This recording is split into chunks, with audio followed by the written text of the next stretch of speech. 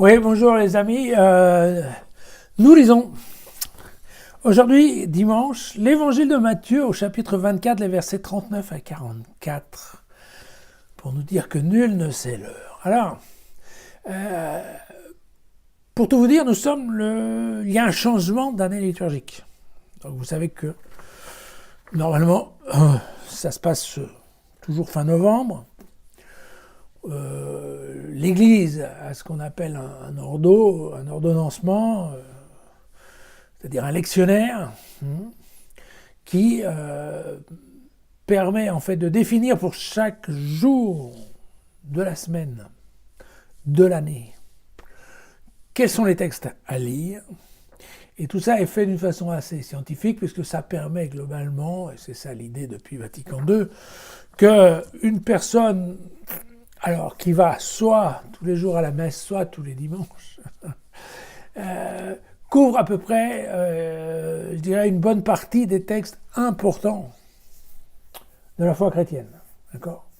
Et pour ce faire, en effet, il y a 3 années qu'on appelle les années A, B et C. Là, nous allons démarrer l'année A, qui est au cours de laquelle nous allons principalement étudier l'évangile de Matthieu.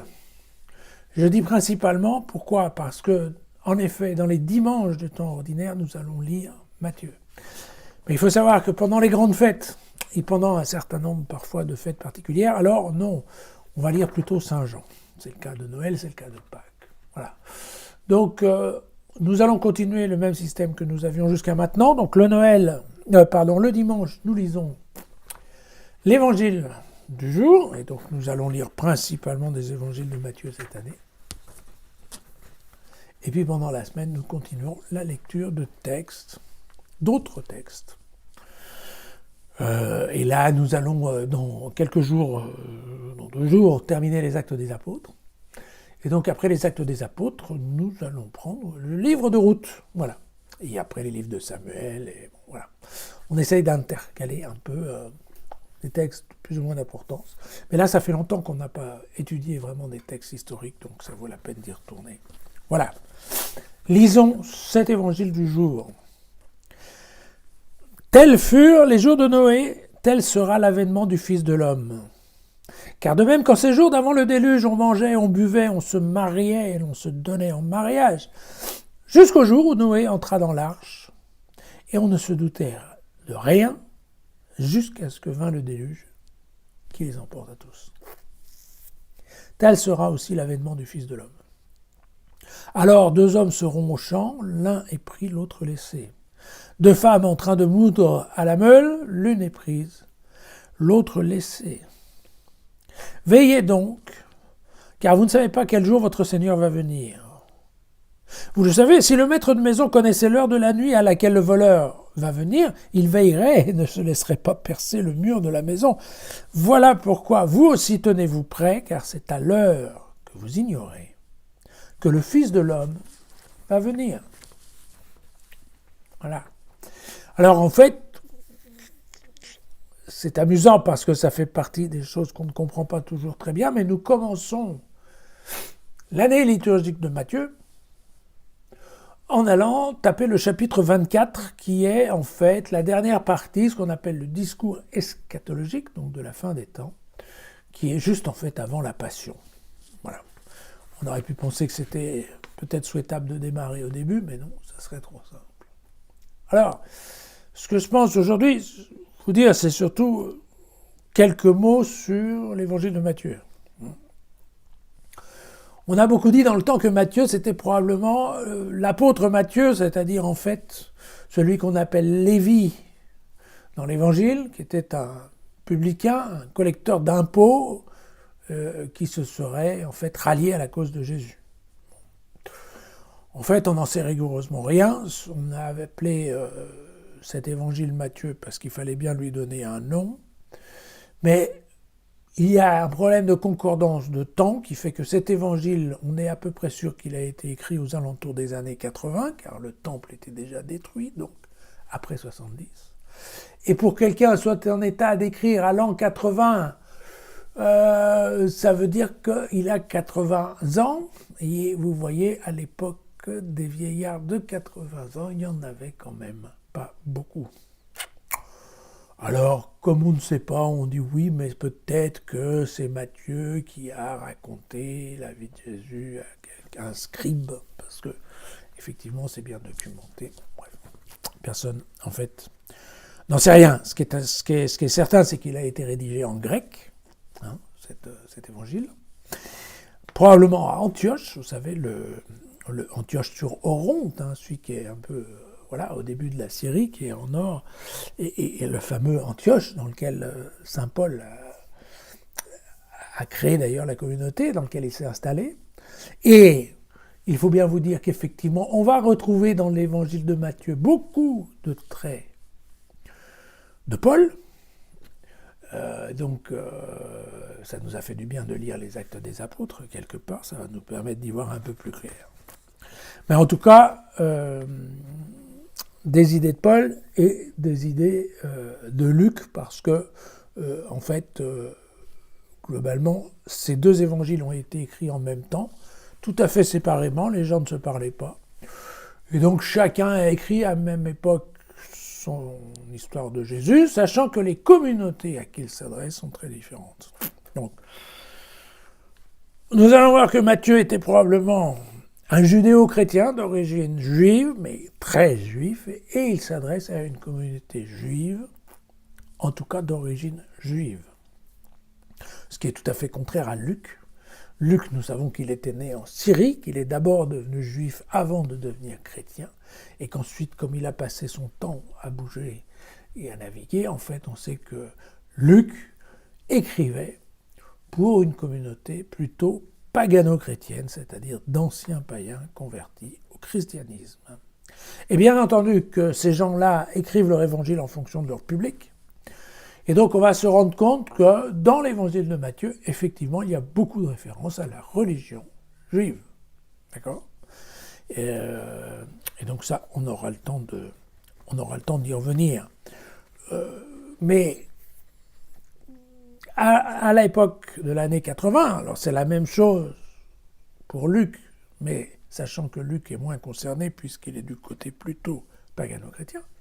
Mais la communauté judéo-chrétienne de Matthieu souffre énormément car elle est en fait chassée par les Juifs. Vous savez qu'en 70, il y a l'incendie du temple. La religion juive est en pleine transformation puisqu'il faut qu'elle change un culte basé sur les sacrifices au temple vers un culte beaucoup plus lié à la lecture des Écritures saintes, et ça se fera au sein des synagogues. Ça veut dire qu'en termes de hiérarchie, on laisse les grands prêtres et qu'on va plutôt vers des rabbins. Vous voyez qu'il y a quand même beaucoup de différences. Qui va organiser cette révolution, pour ne pas dire cette évolution?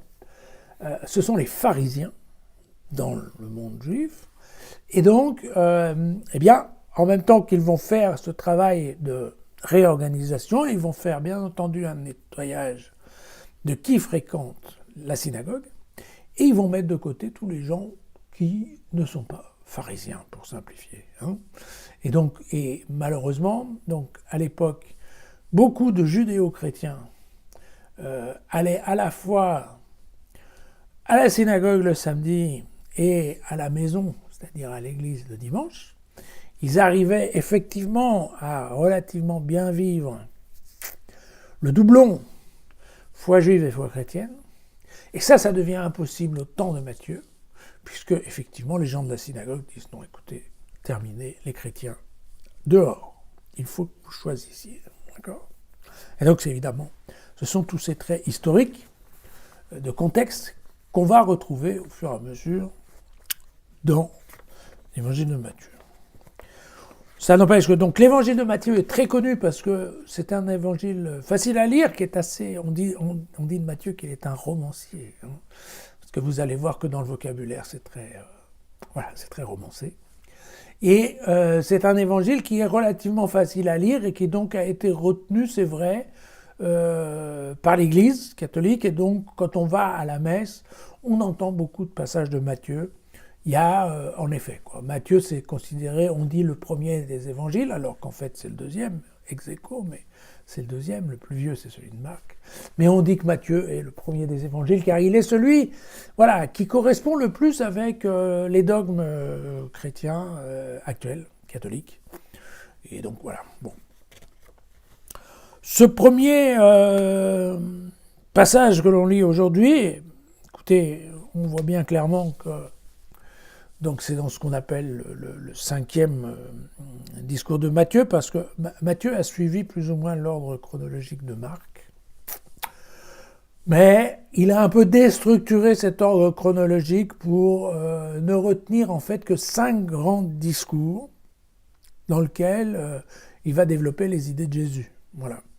Donc nous allons d'abord avoir un discours sur la montagne, ensuite un discours missionnaire, donc il va donner les indications aux disciples, un discours en parabole, nous allons avoir le discours sur l'Église et le discours eschatologique sont sur la fin des temps, juste avant la Passion. Voilà. Donc nous sommes maintenant, et vous vous en rendez bien compte, dans le discours eschatologique, et Jésus nous parle, Jésus ou Matthieu, nous parle en fait de la parousie du Fils de l'homme, du retour du Fils de l'homme. Et donc, ça va toucher exactement le discours, comme nous avons lu dans les Actes très récemment, le discours de Paul, qui est comment en fait il y a superposition du Messie que les Juifs attendent avec la venue de Jésus et le retour que Jésus annonce, la parousie, et là, à ce moment-là, évidemment, les chrétiens diront, mais non, il va revenir pour juger, et c'est pour ça que le Messie des Juifs est le même que celui des chrétiens. Rappelons que les Juifs sont préoccupés avec cette histoire de jugement dernier, car s'ils demandent pardon à Dieu, certes, ils ne savent jamais si le pardon va être donné ou pas, et ça, ils ne le sauront qu'au jour du jugement dernier. Donc, que se passe-t-il? Pour les pharisiens, il y a résurrection des justes et des injustes, comme on dit. Et après cette résurrection, il y aura le jugement des âmes, et là, c'est le jugement des âmes qui indiquera qui part à la Guéhenne et qui part au royaume. Voilà globalement cette idée. Donc, on comprend bien que cette parousie, bien entendu, ce retour de Jésus est une parousie qu'ici, alors dans les versets précédents, Matthieu nous expliquait un peu qu'il y aurait une parousie sur le mode du jugement dernier juif, donc avec un certain signe d'avant-coureur de fin du monde et des choses, avec des éclairs dans le ciel et tout ça. Et puis là, il est dans une phase où il nous parle aussi éventuellement d'une parousie un peu plus inattendue dans laquelle on ne savait pas, mais du jour au lendemain, effectivement, Jésus sera là. Et Jésus sera là. Alors, pour nous sauver ou pas, ça, ce n'est pas vraiment dit. Mais donc là, nous avons effectivement, Matthieu fait le rappel de l'événement du déluge, en disant, avant le déluge, personne ne savait que ça allait arriver, et c'est arrivé tout d'un coup, et tout a changé. Voilà. Et donc, il nous dit, a priori, c'est ce qui va se passer. Donc, un appel à la conversion immédiate en se disant, c'est maintenant, ou vous vous mettez d'accord avec Dieu maintenant, parce que vous ne savez pas si c'est pas demain que ça se passe. D'accord ? Il faut aussi savoir que, à la fois, Luc comme Matthieu était resté sur l'idée, vous savez que Jésus, avant l'ascension, avait dit « Je retourne à mon Père, vous préparez les demeures célestes, et puis je reviendrai vous emmener avec moi. » Et donc, en fait, les disciples attendent le retour de Jésus, mais au moment de l'ascension, ils l'attendaient, mais de façon immédiate, quoi. Ok, non. La semaine prochaine, il est là. Puis après, on a dit, mais il viendra le mois prochain. Puis après, on a dit, non, mais peut-être l'année prochaine. Et puis, on est en l'an 80. D'accord ? 50 ans se sont passés, Jésus n'est pas revenu. Et donc, pour les évangélistes et pour les responsables des églises chrétiennes, il faut absolument trouver un moyen de parer à cette attente et donc de maintenir un taux de conversion appuyé, même si on ne voit pas Jésus revenir pour la fin du monde. Voilà. À demain pour encore un tout petit peu des Actes des Apôtres.